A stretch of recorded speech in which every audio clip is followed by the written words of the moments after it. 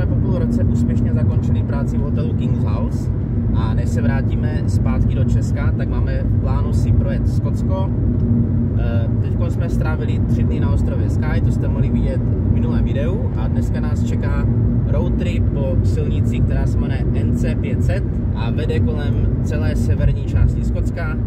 Bude to plné zajímavých jezer, hor, mokřadů, vodopádů a úzkých silnic, tak pojďte s námi.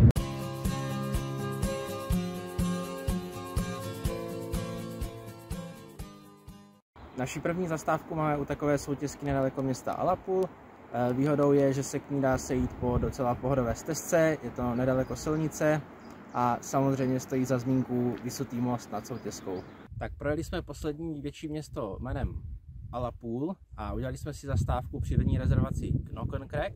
Na 2 km dlouhé naučné stezce se dozvíte zajímavé informace o horninách a jak vznikly tady ty skály. Pokud jste jako Míša, tak určitě oceníte spoustu naučných cedulek, a pokud jste spíše jako já, tak vás oslní zdejší výhledy na jezera a hory. A zároveň si tady uděláte pěkný přehled o tom, jak to Skotsko jsou jenom samá rašelniště a vřesoviště a skály. A je to docela divočina, pustina, nic tady velkého není v okolí. Tak my jsme se rozhodli, že nepojedeme pořád po NC500 a uděláme si tady odbočku na takové malé úzké silnice. A sami můžete vidět, že ta příroda je tady opravdu nádherná, jezera, skály, rozkvetlé stromy, paráda. Tady některé ty single track road, co jsou silnice široké na jedno auto, jsou někdy opravdu hodně úzké a plné serpentín a slepých horizontů, kdy vlastně nevidíš, co je za rohem, nevidíš, co je za kopečkem, a opravdu se vyplatí tady nespěchat, protože kdyby se ti něco stalo, tak stejně nemáš signál, aby si zavolal pomoc. Podívejte, jaké mají po cestě krásné pláže.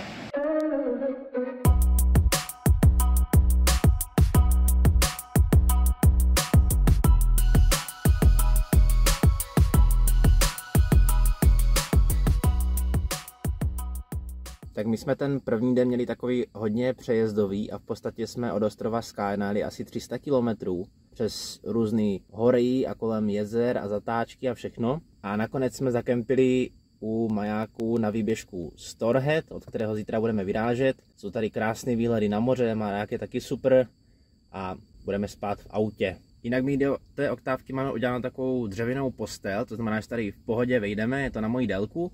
Pod tou postelí je police, kde máme naházený krámy, co nepotřebujeme, a je to super spaní, lepší než v Astře tehda.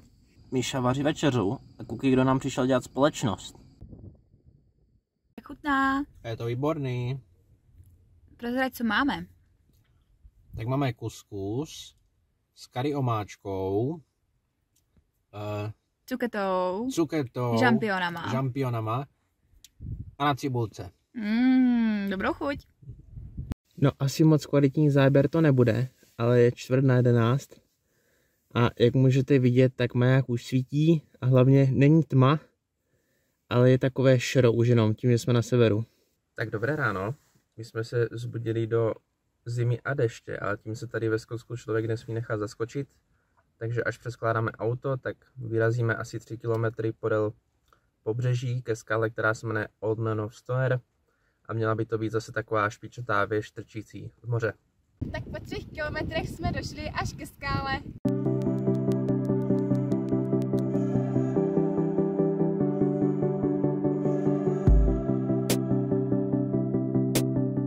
Jen pár kiláků odtud se nachází takový malý vodopádek jménem Lešnesí a je u toho i super pláž.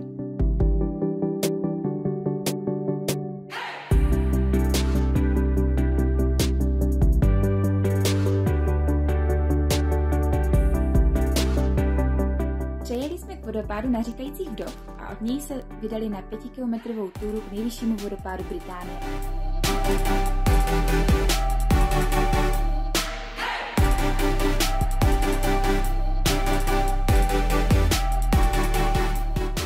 Tak jsme v nějakých 450 metrech nad mořem, v sedle zhruba v polovině a teď budeme se stupovat dolů k tomu vodopádu.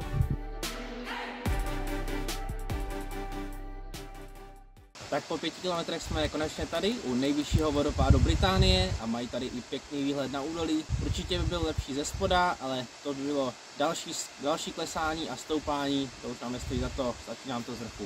Dnešní den jsme zakončili u Kylesku Bridge protože tady máme kámoše, který jdeme navštívit a zrovna vaříme zeleninu s kariomáčkou a kuskusem. No a chtěli jsme říct, že Británie je úplně bezvadná na instantní jídlo.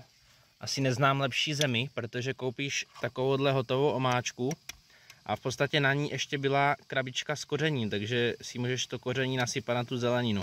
Nebo maso. Nebo maso. Počasí máme typicky skotské, takže je mlha a prší z boku. A tak jsme se dneska rozhodli, že si uděláme odpočinkový den a zůstaneme kempovat u Kaitlesku Bridge. Navíc tam máme kamaráda. A udělali jsme si tady krátký výlet takovým nedalekým jeskyním. U vesnice již jméno vidíte v popisku, protože se to nedá vyslovit. No a je to asi 2kilometrová stezka tady ke 4 jeskyním ve skále. Byly tu nalezeny nějaké kosti, takže jsme se dočetli, že tady v Británii byli medvědí a vlci, než byli vyloveni všichni. A je to docela fajn, když je hnusně. Naše další zastávka je do zálivu Senwood. Bohužel dneska máme mlhu a ze začátku nám dost pršelo, takže jsme byli úplně promočení. Fouká vítr, takže tady tohleto se musí natáčet v autě, jinak není nic slyšet. Každopádně ten záliv stojí za to, jsou tam krásné písečné duny, pláž je obrovská, je tam Old Man of Stoyer, což je špičatá skála v moři a fakt to stojí za to, určitě se tam běžte podívat.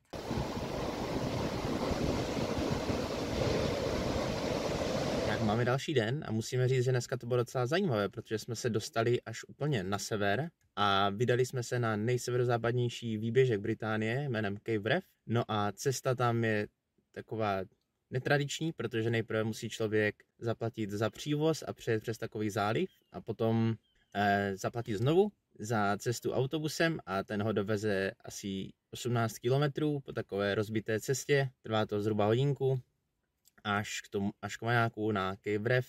Tam má člověk asi 50 minut na rozchod, na rozkoukání, na udělání fotek a potom zase jede zpátky. Celkově to vyjde na 25 liber a myslíme si, že to stojí za to, protože to je jedinečná příležitost, jak se tam podívat a na moc místech to tady neuvidíte takhle. Důležité je říct, že převozník bere jenom hotovost a v autobuse se bere jenom kreditka. Jen kousek od výběžku Cape Wreath se nachází vesnice Durness a kolem ní jsou rozseté pěkné písečné pláže, útesy, skalky v moři a taky jeskyně Smoo Cave, což je tady jeskyně za mnou, jakoby v útesu na břehu moře. A je zajímavá tím, že ji protéká řeka, je tam i malý vodopád a je zdarma. No a pokud byste chtěli, tak za 16 liber se můžete podívat dál do jeskyně, do dalších síní. Dneska je to zaplavené, dneska nedělají prohlídky. Co se nám na Skotsku hodně líbí, jsou veřejné záchody spravované dobrovolníky, které najdete v každém větším městečku. A i tak různě jsou rozeseté pod NC 500, takže můžete dobrat vodu, odskočit si a nemusíte chodit nikam do pole, což je paráda. Tak my teď jedeme po severním pobřeží Británie. Je to naprosto fascinující, protože jsi tady prostřed ničeho, kolem jenom to břesoviště rašeliniště a vpravo se z roviny se zvedají kopce vysoké 800 metrů, 900 metrů a nalevo máš moře.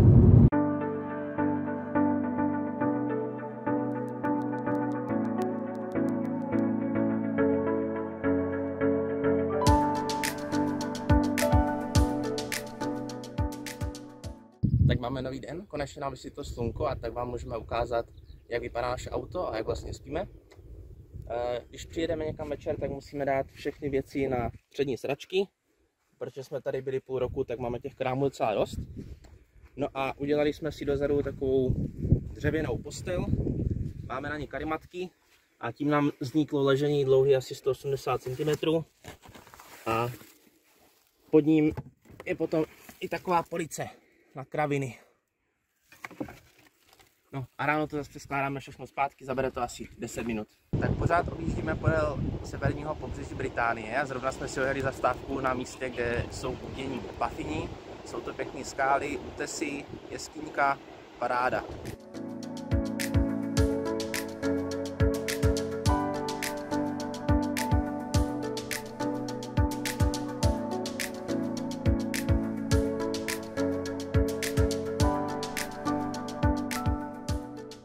Zvládli jsme na nejsevernějším bodě pevninské Británie. Jupi!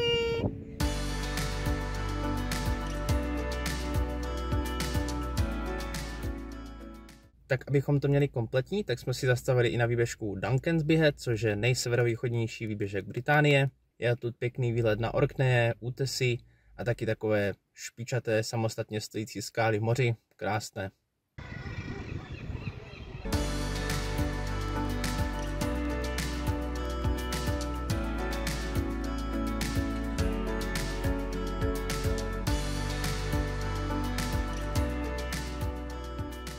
No a tím se vlastně tady objeli severní pobřeží a od teďka už pojedeme po východní straně směrem na jih.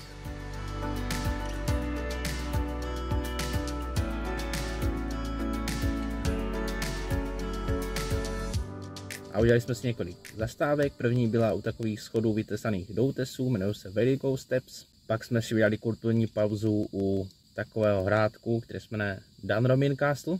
No a nakonec jsme dojeli na takový výběžek u takové úžiny, který se jmenuje Chanonry Point a je zajímavý tím, že tam jdou dobře vidět delfíni. No a mysleli jsme si, že tam zakempujeme, ale bohužel to zakázané a ani delfíni tam nebyli, takže zase máme smůlu.